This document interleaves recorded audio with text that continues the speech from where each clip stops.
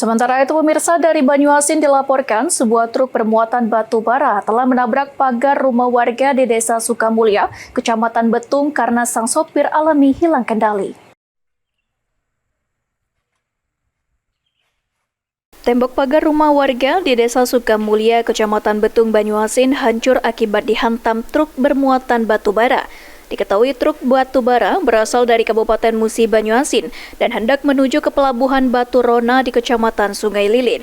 Hartawan selaku sopir truk batu bara mengatakan jika truknya mengalami kerusakan pada tirot hingga hilang kendali. Akibatnya menurut Hartawan dirinya panik dan langsung membanting setir ke kiri hingga truk masuk ke jurang dan menghantam pagar rumah warga. Beruntungnya saat kejadian kondisi jalan sepi hingga tidak ada korban jiwa dalam peristiwa ini. Ya, dari mana nih mobil? Dari Macan Sakti Kembar. Oh, tujuan? Tujuan ke Batu Rona Lilin. Kenapa terjadi kecelakaan? Itu lepas terot. Ada korban jiwa? Nggak ada, Pak. Kejadian sekitar jam berapa? Jam 7. Oh, jam 7 pagi tadi. Iya, jam 7 pagi.